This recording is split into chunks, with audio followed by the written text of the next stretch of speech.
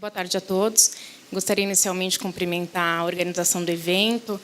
Está sendo um dia de muito aprendizado, muitas novidades. Cumprimentar o Vinícius pela impecável organização e passar o tema. Os aspectos jurídicos de um projeto de PPP de iluminação são vários, são extremamente complexos e vão desde a concepção inicial até a execução do contrato. Eu não teria tempo aqui para esmiuçar todos esses aspectos jurídicos. Então, eu vou falar de uma forma muito introdutória sobre alguns deles e depois me ater a 5 ou 6 pontos que me parecem importantes e de potencial interesse dos senhores. Quando nós falamos sobre aspectos jurídicos de um projeto de parceria público-privada, a primeira questão que tem que ser levada em consideração é que essa é uma espécie de contrato que traz duas características essenciais. A primeira é ser um contrato de longo prazo, e, por assim ser, é um contrato que está sujeito a externalidades, a vicissitudes, muito mais do que um contrato de médio ou de curto prazo. E que a PPP não aparece na legislação brasileira, captada aí da experiência internacional, como um contrato para resolver o esgotamento de recursos públicos tão somente. É claro que quando o poder público vai ao mercado, vai à iniciativa privada para captar recursos, ele pode resolver parcialmente uma situação de crise financeira que ele se encontra e utilizar o recurso privado para fazer investimento, quando sabemos que quase toda a sua arrecadação está comprometida com despesas de custeio. Mas não é só essa a característica da PPP. O contrato de PPP traz íncito a ele a noção de eficiência. Ganha-se mais com uma boa gestão, ganha-se mais considerando o investimento e a amortização desse capital a longo prazo. É por isso que as PPPs têm sido uma solução prestigiada pelos governos municipais, estaduais e federais. Nós temos a vigência da lei já há algum tempo, poucos projetos, porque nós não temos muita expertise, nós não temos muitas informações sobre esse mercado. É novo para todo mundo, é novo para as empresas que participam, é novo para os governos que formatam, é novo para as agências reguladoras que têm que cuidar da posterior execução, é novo também para os órgãos de controle. Muito se disse aqui hoje, várias pessoas tocaram nos órgãos de controle, e muito se diz também sobre uma possível assimetria de informações, de conhecimento, de capacitação ou treinamento, seja lá como for denominado, entre o mercado, entre a iniciativa privada e entre o poder público. Essa assimetria de informações, de alguma forma, também atinge os órgãos de controle, e não porque não tem pessoas capacitadas, muito pelo contrário, mas porque há uma especialização, um pensamento de que, controlando os mecanismos de formatação do contrato, de gestação, e, portanto, eu estou falando dos processos preparatórios, seja o PPI, seja uma manifestação de interesse privado, a posterior licitação, isso levaria necessariamente a um bom contrato. Então, eu tenho hoje um controle que está, não obstante reformas constitucionais, não obstante esse não seja o pensamento unânime, eu ainda tenho um controle no Brasil muito focado nos mecanismos, no meio, no caminho e pouco no resultado. Se eu estabeleci como premissa que o contrato de PPP é um contrato que tem íncito a ele a noção de eficiência, eu estou focando no resultado. Então, eu tenho quem faz o projeto, quem pensa o projeto, quem executa o projeto, que é o mercado, que é a iniciativa privada, pensando no atingimento dos melhores resultados possíveis, e eu tenho órgãos de controle programados para fazer controles de meio e não controles finalísticos. É aí que tem a maior disparidade. Isso não significa que o órgão de controle não seja preparado. Isso significa tão somente que ele parte de uma outra premissa. Garantir a formalidade na contratação não leva necessariamente a um contrato bem executado, que vai agregar valor, que vai prestar um bom serviço e que vai ter uma boa lógica financeira. Então, quando se fala de aspectos jurídicos de uma parceria público-privada, a gente pode partir de diversos pontos. E eu vou destacar aqui alguns para os senhores. Quando se fala sobre a resolução 414 da Agência Nacional de Energia Elétrica, já conhecida por todos, em que obrigou a assunção dos parques tecnológicos, o dever de expansão, de manutenção, e passou essa responsabilidade aos municípios brasileiros, o primeiro problema que os municípios enfrentaram e ainda enfrentam é conhecer o seu parque tecnológico, que até então era um parque tecnológico administrado pelas concessionárias de energia elétrica, e os municípios muitas vezes não têm um inventário do seu ativo. Então, quando eu falo que vai ser realizado um projeto de PPP de iluminação, o primeiro momento, o município tem que saber qual é o tamanho do parque que ele tem, quais são as condições dos ativos que estão ali à disposição, o que ele pretende melhorar, e nós estamos falando, portanto, de projeto, qual a capacidade financeira que ele tem, o que ele precisa alavancar no mercado e quais são as garantias que ele pode oferecer. Então, vejam que eu passo de uma informação sobre inventário, chegando numa lógica de remuneração. Mas a garantia pode não ser essencial, a garantia é essencial. O mercado privado não vai colocar recursos, não vai fazer investimentos se ele não tiver uma boa sinalização de que terá a sua taxa de retorno garantida.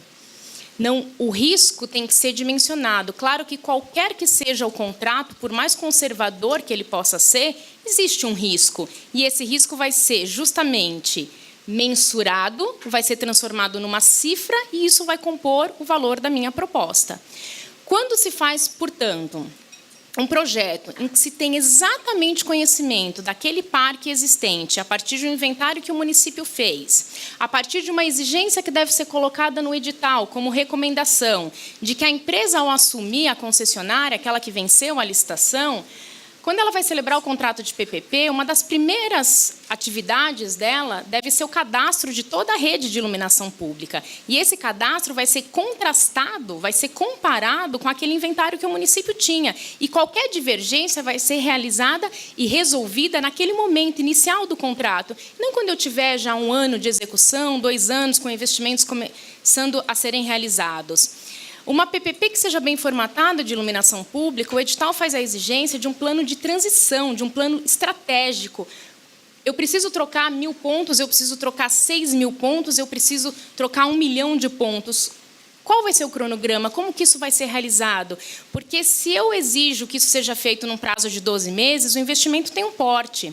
Se eu exijo que isso seja feito num prazo de 6 meses ou de 5 anos, tudo isso tem um impacto econômico-financeiro. E, necessariamente, o edital precisa ser claro. Quando se conhece isso, eu já parto para um projeto mais sólido. Mas aí tem um outro ponto. Para que um projeto de PPP comece de uma forma adequada, é essencial que seja estabelecido no próprio edital e naquilo que será o contrato, quais são os índices de serviço, quais são os índices de desempenho que o município quer atingir. Por que se faz uma PPP de iluminação? Talvez o município tenha capacidade financeira de gerir a troca da lâmpada. Talvez o município tenha uma contribuição de iluminação pública, de custeio de iluminação pública, suficiente para fazer frente a esse negócio. Mas ele não fica satisfeito com isso. Ele quer galgar uma melhoria no serviço. Ele quer galgar uma atualização tecnológica para atender, inclusive, um dos princípios do serviço público, que é a atualidade. E isso ele não consegue fazer sozinho, porque ele pode ter recursos financeiros suficientes para manutenção, para operação, para cobrir os seus custos operacionais, mas talvez ele não tenha recurso suficiente para fazer novos investimentos. Então, ele tem um determinado nível de serviço, que pode ser mantido e talvez seja razoavelmente adequado, mas ele não vai fazer grandes avanços.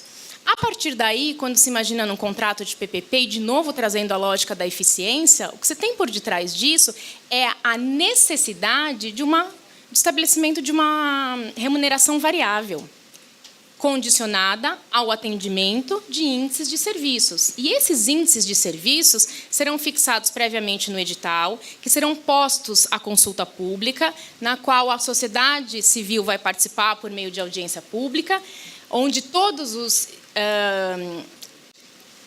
as frentes da sociedade serão convidadas, os órgãos de controle, as universidades. Portanto, todos poderão, no momento adequado, discutir e contribuir para a fixação daqueles critérios. Uma vez fixados os critérios, qual é a periodicidade de mensuração? De quanto em quanto tempo alguém, nós vamos dizer quem deve ser essa pessoa, vai fazer a aferição se aqueles índices estão sendo atendidos? E como que o contrato vai estabelecer se o atendimento total, parcial ou o não atendimento desses índices impacta na remuneração. Eu não posso, ou dificilmente o mercado aceitaria, um contrato cuja remuneração esteja 100% a depender do atendimento, um contrato de eficiência na essência da palavra, um contrato de êxito, de risco total. Eu garanto algo, porque eu tenho custos operacionais fixos, e à medida que eu tenho índices adequadamente atendidos, essa remuneração vai tendo bandas de variação a maior para o empresário, para a empresa que foi constituída para essa finalidade. Quais são esses critérios? O consumo de energia elétrica, a diminuição, a redução do consumo é um, mas não é o único. Eu tenho a diminuição importante dos custos operacionais. Eu posso ter critérios de sustentabilidade ambiental. Aquela tecnologia que é utilizada quando há um descarte do material, qual que é a política de disposição final daquele material? Qual é a política de logística reversa que aquele material obedece no mercado? Tudo isso pode ser antevisto, tudo isso pode ser pensado e pode ser colocado no edital. Uma vez fixadas as regras, a remuneração vai seguir exatamente esses critérios. Quem vai aferir o atendimento total ou parcial ou o desatendimento desses índices de serviço? Já falaram aqui também sobre a figura do verificador independente. Por que o verificador independente pode ser uma figura muito interessante? Porque ele não tem nenhum compromisso, nenhuma ligação, nem com uma parte, nem com a outra. Então, a avaliação que ele fará será uma avaliação eminentemente técnica. E da avaliação feita pelo verificador independente, que vai dizer o índice X de serviço foi atendido no percentual de 8%, o impacto disso sobre a remuneração variável é Y, as partes podem discordar, seja o poder público contratante, seja a concessionária. E se as partes discordam, qual a solução? Eu vou ao verificador independente, eu vou a um processo de arbitragem, eu posso ter um meio termo antes da instauração de um processo de arbitragem. Veja que eu não desconsidero o processo judicial, que eu estou pensando que a arbitragem seria uma solução mais eficiente, mais rápida e mais adequada, se assim tiver estabelecido, evidentemente, no contrato. É possível que se forme, e já há experiências dessa no Brasil, eu não estou aqui trazendo nada que seja criação própria, uma comissão paritária técnica, uma comissão independente, com 3, 5, 7 membros, tal como tiver fixado no edital. Um número X de membros indicado pelo poder público, o mesmo número, rigorosamente, por isso que é paritária, indicada pela concessionária, e mais um número de pessoas que serão escolhidas pelas duas partes, em comum acordo pelas duas partes. Essa comissão, que atuaria de uma forma muito mais simples, com um procedimento fixado no próprio contrato, ali num anexo, num regulamento da atividade, poderia ser a definidora da aplicação daquele índice de serviço na remuneração variável. E apenas quando isso se mostrasse não passível de solução, é que seria instaurado um possível processo de arbitragem ou houvesse qualquer tipo de recurso ao Poder Judiciário. Ou seja, eu crio uma instância intermediária, uma instância em que as partes de comum acordo concordam a ela se submeter como uma forma de resolver pendências de uma forma ágil. E assim agindo, eu consigo liberar para a empresa que executou o serviço o recurso de uma forma mais célere. Quando eu tenho a remuneração estabelecida no edital, muito se falou aqui também sobre a CIP, essa é a principal fonte de recurso, ou talvez nas modelagens hoje existentes, essa seja a principal fonte de recurso. Mas eu não posso esquecer a possibilidade de captar recursos por meio de projetos associados. Vejam que os painelistas anteriores nos disseram aqui de grandes novidades.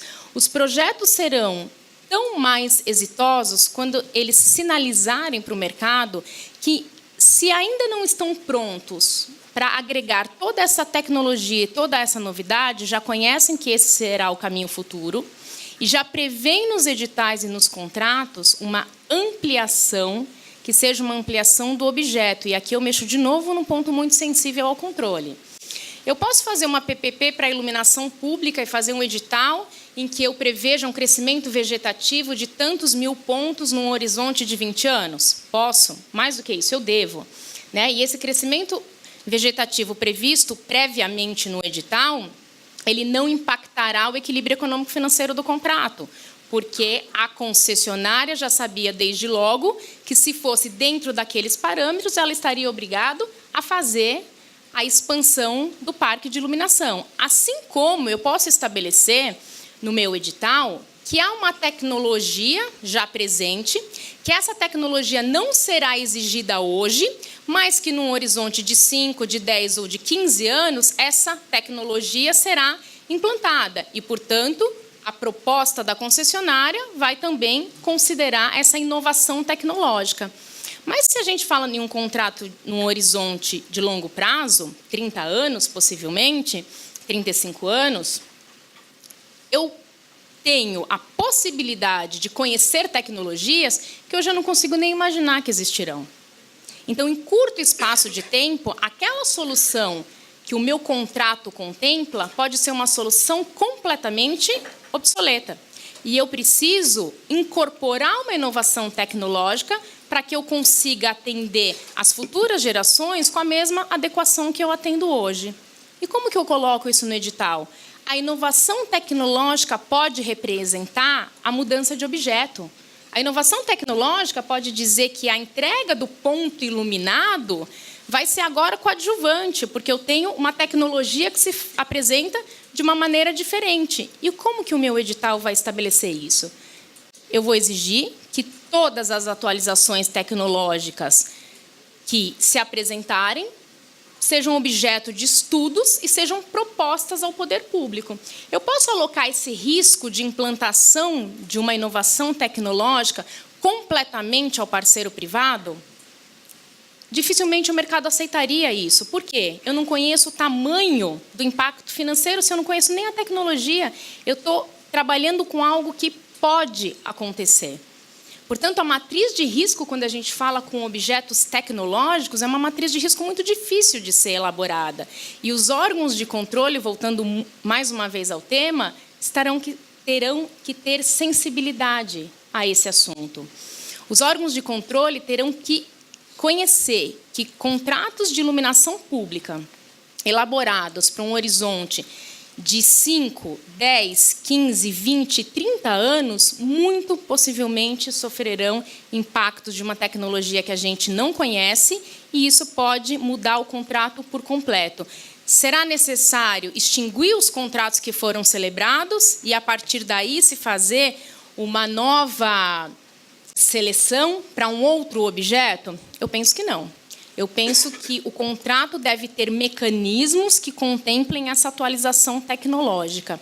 Só que essa discussão que a gente faz entre um mercado especializado não é o mesmo nível de discussão que, na maioria dos órgãos de controle, eu estou me referindo muito especialmente, com o maior respeito que eu tenho, aos tribunais de contas. Alguém disse aqui, e eu corroboro o entendimento, mas os tribunais de contas têm técnicos muito bem formados. O TCU tem secretarias especializadas de fiscalização com pessoas do mais alto conhecimento no seu ramo de especialização. É verdade. Mas essa mesma situação não está presente em todos os tribunais de contas estaduais. Nós estamos a falar de PPP de iluminação pública, cujos principais agentes são os municípios. E os municípios não estão sujeitos à fiscalização do Tribunal de Contas da União, salvo se receberem recurso de origem federal, que aí há um deslocamento de competência. Os tribunais de contas estaduais, e aqui por uma experiência muito própria, e os municipais também, do Rio e de São Paulo, quando são provocados a falarem sobre um projeto, respondem em 2 linhas dizendo o seguinte: pela competência constitucional que foi outorgada à Corte de Contas, não somos órgão consultivo, não prestamos consulta, não fazemos análise de atos internos da administração como se fôssemos a controladoria interna, como se fôssemos a procuradoria. Então, não tentem validar antecipadamente esses documentos, que, quando muito, eu vou sinalizar em algum sentido. Se tiver uma aberração, provavelmente eu vou me manifestar, mas eu não vou aprovar antecipadamente. Corra todo o caminho normal e, quando chegar na reta final, eu, como órgão de controle que sou, vou conhecer o ato, o contrato firmado, consumado, e, a partir daí, vou apontar se ele é adequado ou se ele é inadequado à luz do ordenamento jurídico em vigor. É necessário, portanto, que essa discussão muito encabeçada aqui, e de uma forma muito positiva, pela Frente Nacional dos Prefeitos, envolva também os órgãos de controle. E a ideia não é capacitá-los, eles são capazes, eles têm conhecimento. A ideia é mostrar para eles que existe uma diferença muito grande entre o horizonte que o mercado enxerga e aquilo que o controle está a ver, por uma questão que não é falha deles. Dizem que o uso do cachimbo entorta a boca, né? É mais ou menos isso que acontece. O controle dos tribunais de contas é essencialmente um controle a posteriori. Ele chega quando tudo está pronto. Então, ele não está acostumado a antever o progresso, o desenvolvimento futuro. Ele deixa que o mercado faça isso, o mercado que tem que estar à frente. O mercado propõe ao poder público, leva a novidade, leva a tecnologia, cria-se algo chamado procedimento de manifestação de interesse, a manifestação de interesse privado, o mercado provoca a administração pública, ela absorve aquela ideia e faz um projeto. Quando ela está gestando este projeto, quando ela está realizando aquele projeto, o Tribunal de Contas é alguém que está lá, no conforto do seu gabinete, esperando que o contrato seja assinado. E quando o contrato for assinado, ele vai fiscalizar sobre duas óticas. Ele vai fiscalizar o que ele gosta muito de fazer, que é a formalidade, se foi observada ou não, para que aquele contrato fosse assinado. E aí eu estou falando desde os projetos preliminares até a celebração do contrato propriamente dito. E ele vai verificar, durante toda a execução contratual, por processos anuais, e a legislação, os regimentos internos, melhor dizendo, de cada tribunal costuma prever dessa forma, ele vai abrir um processo por ano para fazer a fiscalização da execução daquele contrato de concessão em períodos anuais, porque ele quer verificar se tudo aquilo que foi prometido que o concessionário faria está sendo cumprido. Portanto, nós não temos aqui um controle que seja incapacitado para fazer a análise dos contratos de PPP. Nós temos um controle que foi e continua sendo treinado para agir depois que a situação já está plenamente consolidada. E quem deveria agir de forma contrária é o controle interno. Então, são papéis diferentes. O controle interno age preventivamente, está ali no ato concomitante à medida que ele está sendo realizado, e o controle externo vai justamente depois. Mas o controle interno e o controle externo não partem das mesmas premissas. O controle interno e o controle externo não rezam a mesma cartilha. Então, ainda que o meu controle interno tenha validado absolutamente tudo, a hora que chega no momento do controle externo dar a sua decisão, por uma formalidade do passado, que ao ver do controle interno restou superada, ele barra um contrato, ele não determina a suspensão, porque o próprio tribunal não pode fazer, teria que ser o Congresso ou a Assembleia, enfim.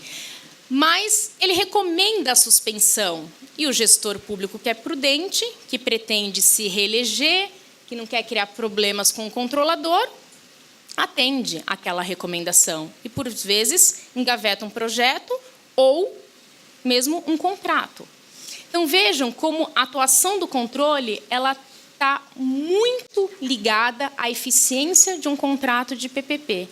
Por quê? Porque esses contratos de longo prazo, eles trazem uma lógica que o direito brasileiro não conhece de há muito tempo. Os contratos da Lei 8666, aqueles contratos administrativos que todos nós fizemos a vida inteira, tem um prazo ali de duração máximo de 5 anos, uma prorrogação excepcionalíssima que pode chegar a 6 anos. Eu não tenho contratos de 15 anos, eu tenho a concessão comum, mas que também é algo utilizado, mas numa escala muito menor do que os contratos administrativos comuns. E aí eu chego a um outro ponto muito sensível, que é a elaboração da matriz de risco. A matriz de risco num contrato de PPP, muito mais do que num contrato de concessão comum, muito mais, é um dos elementos que, junto com as garantias de remuneração, definirão a atratividade ou não daquele projeto para o mercado. O mercado estará disposto a participar daquele certame, ou o mercado entenderá que aquele certame não vai originar um contrato que seja interessante a ele, muito pelos riscos que serão alocados ao parceiro privado e ao poder público. Quanto de risco eu tenho que assumir? Quanto desse risco pode ser mensurável? Se o empresário que é sério, que quer prestar um bom serviço e que quer ainda ter a sua taxa de retorno, verificar que aquela matriz de risco não oferece elementos para que ele possa precificar o risco dele, ele não vai atender ao chamado. Então, com devido respeito àqueles que pensam diferente, me parece que as garantias e a definição dos riscos são elementos essenciais para que um projeto de parceria público-privada seja ou não exitoso. Dando um pulo aqui entre o edital, o contrato, e agora dizendo muito para as empresas privadas, quando uma empresa vai participar de uma PPP, e eu estou aqui no campo ainda da licitação, essa empresa se prepara. Geralmente eu estou falando de um consórcio de empresas, então de pessoas que somam as suas especialidades, as suas expertises, e que vão ali em busca de executar adequadamente um contrato, porque aquele contrato pode ser, além de rentável do ponto de vista econômico, pode ser uma boa visibilidade para a sua empresa e para abrir novos negócios. Essas empresas vão celebrar um memorando de entendimentos, essas empresas vão depois constituir uma sociedade de propósito específico à luz das exigências da legislação, obviamente, mas das regras específicas que tiverem definidas no edital. E hoje é extremamente essencial que essa sociedade de propósito específico tenha regras extremamente rigorosas de conduta, de governança corporativa. Há pouco tempo atrás, eu ouvi uma informação de que os bancos de desenvolvimento, de fomento, nacionais e internacionais, estão com muita dificuldade de liberar recurso para as empresas brasileiras, não porque não existe recurso disponível, mas porque elas não atendem a todas as exigências que permitem que essas empresas acessem os recursos disponíveis. Se eu vou fazer um investimento de grande porte, pouquíssimas vezes eu vou fazer com recursos próprios, eu vou ao mercado buscar. E para que eu acesse, eu preciso ter regras de governança corporativa que sejam padronizadas, que sejam aceitos pelas instituições financeiras nacionais e internacionais, cujos padrões costumam ser um pouco mais elevados. Então, exija ou não um edital, exija ou não um contrato de PPP, regras firmes de governança corporativa, como, por exemplo, aquelas inspiradas no novo mercado da Bovespa, é só um exemplo, a SPE tem que estabelecer, porque essa será a chave para que ela possa ou não acessar recursos financeiros e, com isso, fazer os investimentos que são necessários. Por fim, e para tratar da questão da remuneração, num único ponto que me escapou quando eu falei dela, além da CIP, além dos projetos associados, eu concordo plenamente com aqueles que me antecederam, e alguns falaram aqui, da necessidade de uma instituição financeira contratada pelo poder público que faça a gestão dos fluxos de recursos desta contribuição e como isso será entregue à concessionária. Um contrato de 20 anos que estará sujeito a várias gestões municipais, a uma alternância de poder, de acordo com as regras atualmente postas, não pode ficar o pagamento nas mãos única e exclusivamente do gestor público.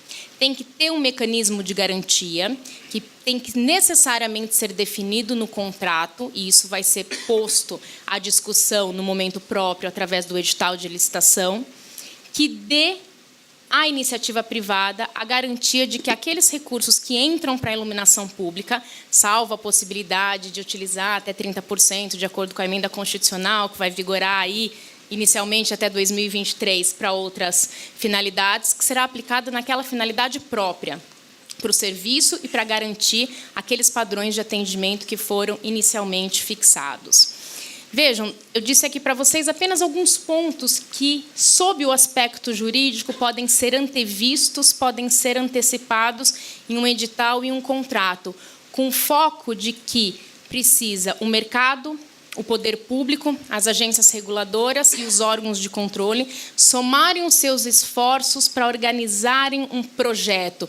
Muito boa a iniciativa do governo federal de incentivar projetos a concessões municipais, mas eu preciso que outros atores estejam envolvidos. E eu acho que é um ponto de partida, mas a gente tem muito a caminhar ainda. Eu agradeço a atenção que me ouviram. Obrigada.